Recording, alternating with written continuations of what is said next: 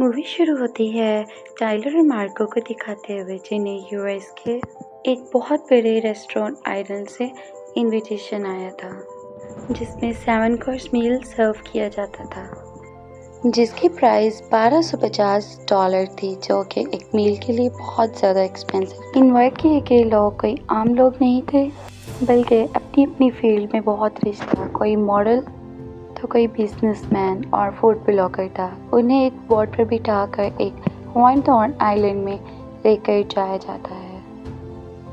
वो वहाँ पर पहुँचते हैं तो उनका वेलकम एक एल्सा नामी लेडी करती है जो उन्हें बोट पर बिठाकर उस आइलैंड के पास लेकर जाती है और उन्हें पूरे आइलैंड का टूर करवाती है और बताती है कि उनके शेफ़ कैसे ओशन से फ्रेश फिशेस पकड़ कर पकाते हैं और उनका अपना एक गार्डन था जिस पे फ्रेश फ्रूट्स और वेजिटेबल्स थी और ओवरऑल यहाँ का फूड जो बहुत ज़्यादा ऑर्गेनिक था, हर चीज़ काफ़ी ज़्यादा फ्रेश थी।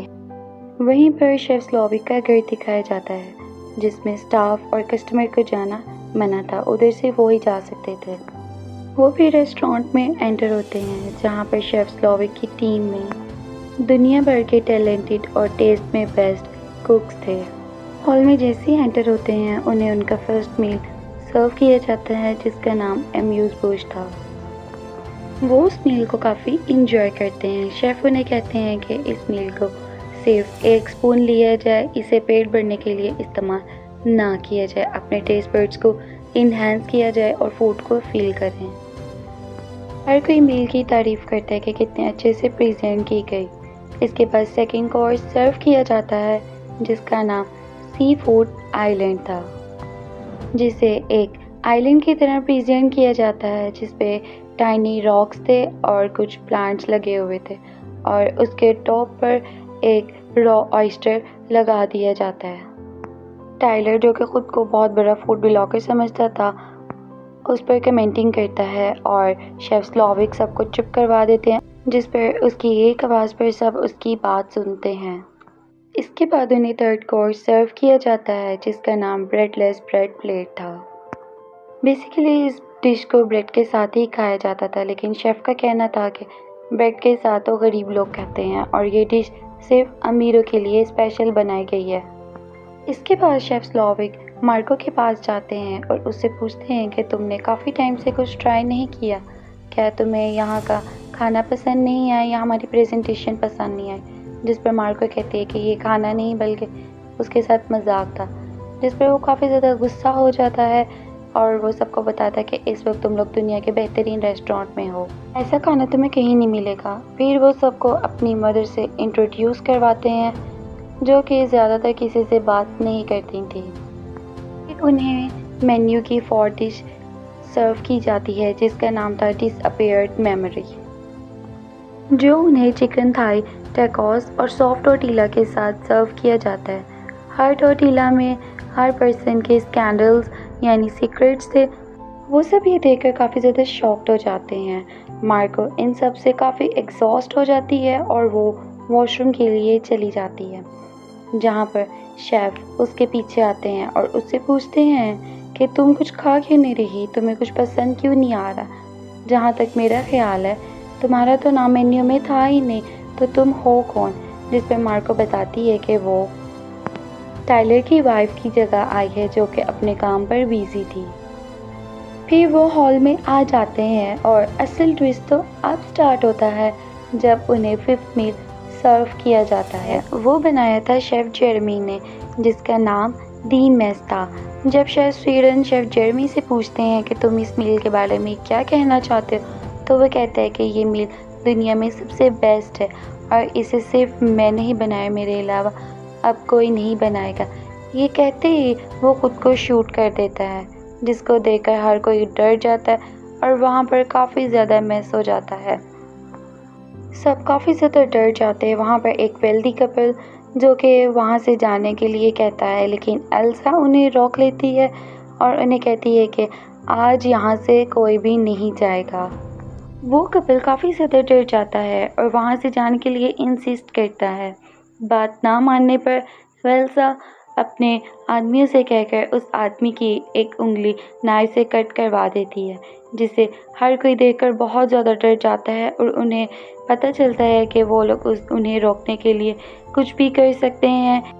इसके बाद शेफ़ उनके पास जाते हैं और कहते हैं कि तुम में से काफ़ी ज़्यादा लोग यहाँ पर आते हैं, खाना खाते हैं और चले जाते हैं और ये भूल जाते हैं कि उन्होंने कहाँ से खाना खाया था और उन्हें उस खाने की वैल्यू नहीं रहती। आज के बाद ऐसे नहीं होगा और तुम लोग यहाँ के टेस्ट को कभी भी नहीं भूल पाओगे।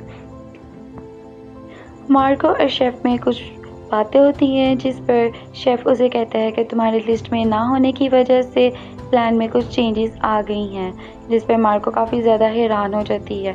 तमाम लोग वहाँ से निकलने की बहुत ज़्यादा कोशिश करते हैं, लेकिन वो बहुत बुरी तरीके से फंस चुके थे। फिर एक आदमी शेफ़ को बताता है कि मैं तुम्हारे बारे में अपने दोस्त को बताऊँगा जो कि बहुत बड़ी पोस्ट में है और वो तुम्हें अरेस्ट कर लेगा, जिस पर शेफ़ उस आदमी को एक रॉप के साथ बांधकर पानी में डुबा कर मार देता है। ये सब सीन देखकर लोग बहुत ज़्यादा डर जाते हैं और उन्हें पता चल जाता है कि उनका वहाँ से निकलना बहुत ज़्यादा मुश्किल है।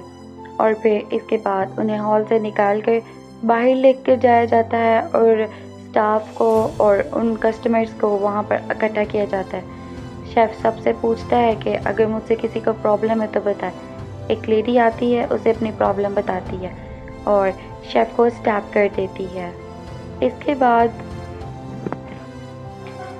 बाद शेफ़ वहाँ पर खड़े तमाम लोगों से कहता है कि अगर तुम में से कोई भी यहाँ से जाना चाहता है तो वो जा सकता है 5 मिनट के अंदर। सब लोग अपने पार्टनर्स को छोड़कर चले जाते हैं। टाइलर और कुछ लेडीज़ वहीं पर रह जाती हैं और वो लोग नहीं जाते हैं और सब लोग हॉल में दोबारा चले जाते हैं।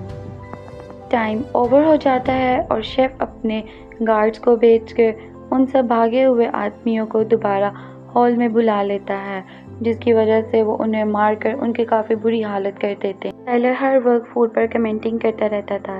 दूर खड़ा शेफ़ सुन रहा था, उसे कहता है कि तुम्हें फूड के बारे में काफ़ी ज़्यादा नॉलेज है, तो आओ और कुछ यूनिक बनाकर दिखाओ, हम भी देखते हैं कि तुम्हारे अंदर कितना टैलेंट है। जिस पर टाइलर काफ़ी ज़्यादा घबरा जाता है और वो किचन में चला जाता है। टाइलर काफ़ी ज़्यादा कंफ्यूज था क्योंकि उसे फूड के बारे में कुछ ख़ास नॉलेज नहीं थी। वो एक फ़ेक पर्सनैलिटी थी। वो कुछ भी पकड़कर अनियन और लेटस लेता है, उसके अंदर स्टेक डाल देता है। जैसे ही शेफ़ उसे टेस्ट करता है, शेफ़ को काफ़ी गुस्सा आता है और वो टाइलर के कान में कुछ कहता है, जिसके बाद वो एक रूम में चला जाता है। सब लोग अपने काम में लग जाते हैं। मार्को चेल्सा के पास जाती है और उसे उस रूम की लेती है। जैसे ही वो उस रूम में जाती है तो वो देखती है कि टाइलर ने ख़ुद को हैंग किया है और उसने सुसाइड कर ली है। वो ये देखकर काफ़ी ज़्यादा डर जाती है। शेफ़ मार्को के आगे एक ऑफ़र रखता है कि तुम हमारी टीम में ऐड हो जाओ, जिस पर वो उन्हें शो करवाती है कि वो उन्हीं की टीम में है और किचन में चली जाती है।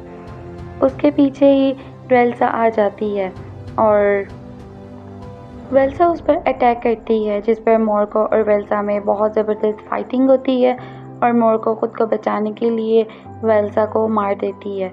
वो वहाँ से निकलती है और एक रूम में चली जाती है जहाँ पर शेफ़ के पास से रिलेटेड कुछ चीज़ें थी कि वो कैसे फेमस हुआ था, सारी इंफॉर्मेशन थी।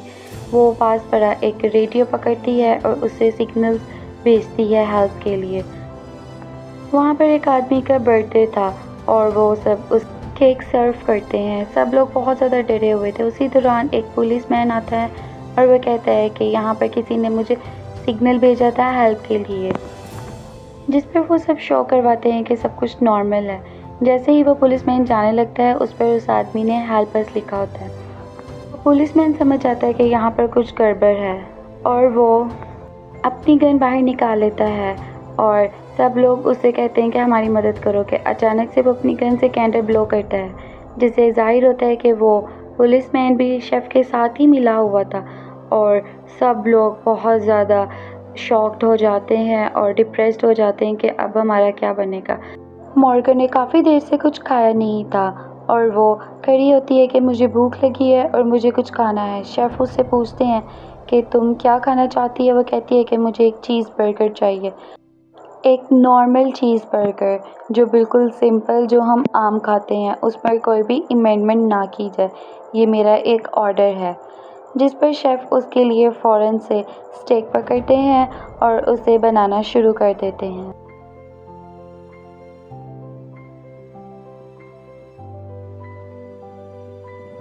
चीज़ बर्गर के साथ कुछ फ्राइज़ उसे सर्व की जाती हैं, जिन्हें मार्गो काफ़ी इंजॉय कर कर खाती है और वो शेफ़ की काफ़ी ज़्यादा तारीफ़ करती है कि ये बहुत ज़्यादा टेस्टी है, ऐसा बर्गर मैंने कभी नहीं खाया।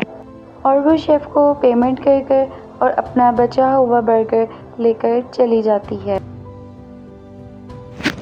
शेफ़ उसे जाने देता है क्योंकि वो उस लिस्ट में ऐड नहीं थी। मोरको हॉल से निकलकर एक रूम में चली जाती है, जहाँ पर शेफ़ के कुछ पास्ट से रिलेटेड अवार्ड्स और वो किस तरह से फ़ेमस हुआ था, वो सब चीज़ें थी। उन्हें देखकर मोरको काफ़ी ज़्यादा हैरान होती है कि शेफ़ बहुत ज़्यादा टैलेंटेड है। दूसरी तरफ हम देखते हैं कि शेफ़ ने तमाम लोगों को एक फूड की तरह डेकोरेट कर रहा था, जिस तरह वो फूड को करता है।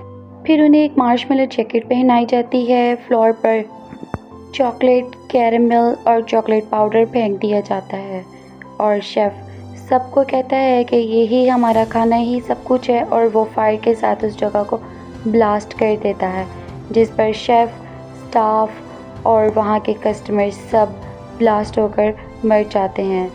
दूसरी तरफ दूर खड़ी मार्गो ये सब कुछ देख रही होती है और साथ ही अपना चीज़ बर्गर इंजॉय कर रही होती है। एक स्ट्रेंज सी एंडिंग के साथ हमारी मूवी का होता है दी एंड।